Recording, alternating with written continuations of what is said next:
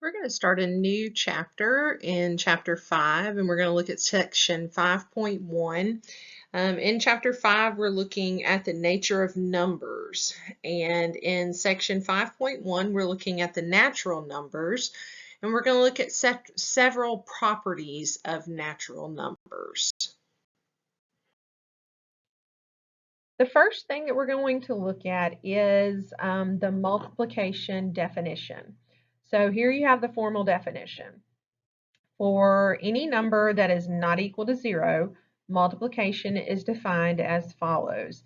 You have A times B, and basically you are going to have A add-ins. So you have B plus B plus B plus B, and you do however many B's that there are A. So I know that's confusing, but we'll look at some numbers here and it'll make sense. So the other part to this is that if A is equal to 0, then your product is going to be 0. So anything multiplied by 0 is 0. So let's put some numbers and make sense of this. Let's use the definition of multiplication to show what the expression means. And this is exactly the wording of this is coming straight out of your homework because I wanted you to know how to put the answer. All right, so you have 5 times 2. Just recall that this little dot right here means multiplication, so that's 5 times 2. And according to the definition, we can write this as 2 plus 2 plus 2 plus 2 plus 2. So you have 5 2s, so 5 groups of 2. All right, so that would be how you would write your answer in your homework. So you would just enter it in as 2 plus 2 plus 2 plus 2 plus 2. Okay, so that's pretty simple. Let's move on to the next one. All right, we're going to look at some different properties of numbers. The first one is the commutative property. This property basically just says if you have A plus B, then you can rewrite it as B plus A. Now, I remember this property by, well, I've given you some example here. 7 plus 3 is the same thing as 3 plus 7 because you get 10 both times. But I remember this property by thinking about commuting, so commuting to and from work. So if you start at your house and you commute to work, okay, then at the end of the day, you go from your work to your house. All right, so that is basically you've gone the same distance, just in different directions. So note up here that the big thing about the commutative property is that there's a change in order. So that's the one part that you want to remember is that there's a change in order. We just flopped the numbers around. There's also a commutative property for multiplication, and it's basically the same thing. Okay, the next thing we're going to look at is the associative property. The associative property says that if you have more than 2 numbers, you can add any 2 numbers together first and then add your third number. So you can kind of, I call this associating with different people. And so if I give you an example here, let's say you have 7 plus 3 plus 5. You could add 7 plus 3 and then add 5 to it.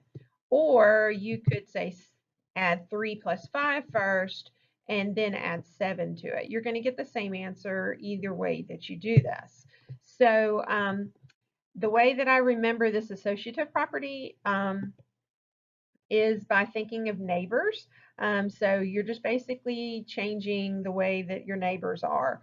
And so, so for example, here you have this common thing that happens at our house with our daughter. We're sitting at the table and she's sitting next to daddy, but she wants to sit next to mommy. And so really you could just flop that around and she can sit next to mommy and we're all still sitting at the same table. So the associative property is just kind of changing who you're sitting next to. And that is just kind of a way that I remember that. So let's look at an example with the associative property. Actually, we're going to look at an example of both. Okay, so classify the equation as an example of the commutative property, the associative property, or both. Okay, so let's see what's going on here. All right, so I have 4 numbers here. Here we have 7 plus 3. and then 5 plus 1. Now over here, we have swapped things around a good bit. So we've moved these numbers around, 1 plus 7, and then 3 plus 5. So it turns out that we have not only changed the order, which the order, again, remember, is the commutative property, but we've also changed neighbors. And so because we have done that, then that means that we have actually done the commutative and the associative. So we're just adding all of these numbers up in a different order. But we're also adding them up in a different way. So you have an example here that is both the commutative and the associative. You'll have some examples on your homework where you're going to have to define if it's one or the other. So that just kind of gives you a good example of that. All right, now you have this weird definition. It says, consider the operation, I'm going to call that little blue thing an hourglass, and it is defined by the following table. And so if you have A, hourglass B, that means that you're going to find the entry in row A and column B. Okay, so let's do a couple of examples of this. We're going to look for the lightning bolt, and the operation is this hourglass, and the heart. So it says row A, so I'm going to look for the row that has the lightning bolt, which this is the row that has the lightning bolt, row. And then column B, which here's the heart. And so we're going to look at that column. And where those two intersect, which happens to be this heart, that's going to be my answer. Okay, now let's look at finding another one. Let's do the heart this time with an hourglass to, what do you call that thing? That, I'm just going to call it a lemon. I'm pretty sure it's probably not a lemon, but anyway, I'm going to call it a lemon. Okay, so I'm going to look at the heart row and the lemon column, and I get, my answer would be this lightning bolt. Okay, so that would be the answer. Okay, so on this, now I want to know, is this set commutative for this operation hourglass? So remember, commutative means that I'm changing the order. So what I want to do first is I want to, let's just take the lightning bolt and this heart here, okay? So when I do the lightning bolt and the heart, I get a heart. Now I got to flip it and do the other order. So instead of doing lightning bolt and heart, I need to do heart and lightning bolt. Heart and lightning bolt. I get a heart. So since I got the same thing, a heart and a heart, then that particular little part seems to be commutative, because whenever I flipped the operations around, I got a heart and then I got a heart. But let's see if we can look at something else. Let's try the lemon and the lightning bolt. Okay, so the lemon and the lightning bolt, I get a heart. Now I'm going to flip it around and I'm going to do lightning bolt and lemon. So lightning bolt and lemon, I get a lemon. Now in order for this to be commutative, every single combination that I flip, I should get the same thing. But in this case, I got a lemon one time and a heart another time. So in this particular case, the hourglass is not commutative. Okay, so so that is not commutative. All right. So let's see if I can make this right. No. No. There you go. All right. No. All right. Let's move on to the next slide. Okay. Now we're going to talk about open and closed sets. So the first thing I want to do is I want to look at the set that contains multiples of 3. So there you have it. A is 3, 6, 9, 12, 15, 18, and so on. Okay, the question is this set closed for addition? Now, if it were closed for addition, then what that means is that if you were to take any two numbers that are in this set and add them, then you would have the answer would also be a part of the set. So for example, let's say 3 plus 12. Those are both in the set. When you add those two numbers together, you get 15. Well, 15 is also in the set. Okay, so 15 works. Now, what about now let's consider 18 and 30. When you add those together, you get 48. And 48 is a multiple of 3. So 48 is also going to be in this set. It's just going to be kind of down here somewhere. Let's look at 99 and 6. You add those together, you get 105. And that is also a multiple of 3. So it will be in this set. So if you take any of any two numbers in here, you add them together because we're talking about addition, and your answer will land back in the set, then we say that the answer is yes. This set is closed for addition. Okay? So the opposite would be true as far as if your answer was not in the set, then this would actually be an open set. It wouldn't be a closed set. All right, so you've got one of those on your homework. Okay, now we're going to look at the distributive property. The distributive property involves three numbers. And so basically you have A times B plus C, and that is equal to A times B plus A times C. So you have three numbers and you have two different operations. In this case, we have the three numbers A, B, and C. We have multiplication, and we also have addition. All right, so here's an example. If we have 7 times 5 plus 1, then we could say that that is 7 times 5 plus 7 times 1. And you can see that on both sides, you're going to end up getting 42. So that's just an example of the distributive property.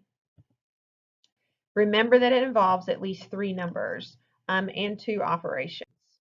Okay, now this was a really confusing example, and this is a similar one to one in your homework, but I wanted you to be able to practice this on your own, so I did one that's similar. Okay, so we're going to talk about the operation that is a down arrow, and if you have a down arrow, that means select the smaller number. And then if you have a right arrow, that means select the second of the two numbers. The question is the operation down distributive over the right? Now that is really, really confusing, and I had to sit here and really think about this whenever I was looking at this. So let's put some numbers in.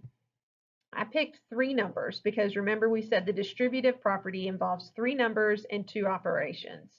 So I just randomly picked 5, 12, and 17. Okay, so remember how the distributive property involved multiplication and addition. Well, this is now like in place of multiplication, it's going to be this down arrow. In place of addition, it's going to be this right arrow. So I'm actually going to replace the definition with those arrows. So here we have 5 down arrow and then 12 right arrow 17. If you can imagine this was a multiply and this was an add, well then that would be pretty easy for us to figure out. But we have to apply the rule. Okay, so I'm going to work from the inside out here. And I'm going to write the second. So let's go ahead and take this out another step. So when we have 5 down arrow, 12 right arrow, 17, notice here that I went ahead and did this 12 right 17. So look up here. This says right means select the second of the two numbers. So the second of these two numbers would be 17. So that's how I got this answer. And then I carried this 5 and down arrow. Now in order to do 5 down 17, down means to select the smaller number. So look at these two numbers, select the smaller number, and you get 5. Okay, now I'm going to apply the right side of the distributive property. And so if you can imagine, remember we had the distributive property that said if you have 5 times 12 plus 17, it's the same thing as 5 times 12 plus 5 times 17. I hope I said that right. 5 times 12 plus 5 times 17. Okay, so we're going to have to do both of these individually. So 5 down 12. Now, down means select the smaller number. So select the smaller number of those two, and you would get 5. And then we have to select the smaller number of these two, and you would get 5. So that's how I get this next part. So now I have 5 right, 5. Right means select the second of the two. Okay, so the second of these two is 5. So it turns out that because I got a 5 here and I got a 5 here, then this particular operations are distributive. So the answer here is yes. Is the down arrow distributed over the right arrow? And the answer is yes, because I got the same answer in both cases. Now you're going to have to do one that's very similar to this, but I think if you take these same steps, you'll get that one figured out. Now this is one of your homework problems, and I cut and paste this problem from your homework section, and I've always had several questions about this particular homework problem, so I thought I would give you a little bit of extra help. So in this problem, you've got the question here says, consider a soldier facing in a given direction, say north. We are going to denote left face by L, right face by R, about face by A, and stand face by F. So if you're not familiar with these military terms, if you did anything with marching band or anything like that, you would be familiar with this. But basically, stand fast just means that we're going to be facing north. And so this would be a left face. If we turn, so if you're, imagine you're facing this way. If you turn left, that means you're going to left face. If you turn right, we're going to turn this way. We're going to right face. If you turn about face, that means you're going to turn all the way around and you're going to turn and be facing this in this direction. Okay, so now they have given you this chart, and they're basically saying that this operation star means that they're going to give you two different orders. They're going to give you this order that's on the column side, followed by the order that's up here on this top side. So in other words, the first row, I'm going to help you fill this first row out. So the first one means that we're going to do L star L. And so that means that they're going to do a left face followed by a left face. Okay, so what that means is that if we are standing in this direction, this is always our start direction. And if you give the first command, which is over here on the left face, I'm going to be turned to the left face. Okay, so then you're going to give the next command, which the next command is up here at the top, which is the left face. But now you're standing in this direction. So in this direction, if you give the left face, you're going to turn this way. And if you give a right face, you would turn this way. So a left face again means that you would be turned in the about face direction. So whenever you fill in your chart, you're actually going to put an A in that position right there. Okay, so that's what we're putting in that table. All right, Let's look at another one and see what we're going to do. We're going to do, let's look at our next one. Okay, on our next command, we're back to our starting position, which is our stand fast position facing north. And we're going to do L star R. So L star R. So the first order is going to be a left face. So I'm going to do a left face. And then the second order is going to be a right face. So from this direction where I'm standing, I'm now going to do a right face. So when I do that, I'm going to actually be back in my regular stand fast position. So I would put an F in my chart. Okay, so hopefully that makes sense. Now let's look at L star A. So we're going to do a left face followed by an about face. So again, we start at our facing north. We're going to do a left face. And then we're going to do from here in this direction, we're going to do an about face, which is a total opposite. So you turn yourself all the way around. Okay, so from here we're going to do an about face, and so you go all the way around, and so when you do that you will be facing in the right face, so you would put an R in that position. Okay, and then finally we're back in our facing north. We're going to do an L star F. Okay, so an L star F, and so you would do a left face. Now, F means that you stand fast. To stand fast means that you don't move. All right, so that's an easy one. So whenever you do F, it means you stand fast, so you stay put. So that just means that you would be in the L position. Okay, so now you are going to fill out the rest of this table. And so I would suggest that you kind of, if you need to, you can kind of create a little chart like this. If you need to, you can, if that helps you to create the little arrows or something, use a fork or a popsicle sticks, anything that'll help you with creating those directions. I'm a very visual person, so that helps me a lot.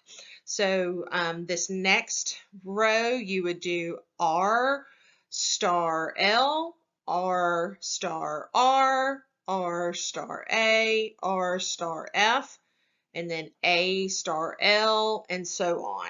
And you would do all of those and repeat all of these steps to fill in this entire table.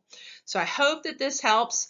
If you still have questions and you're not quite sure how to fill in this table, please send me a message or a text and I'll be glad to help you out.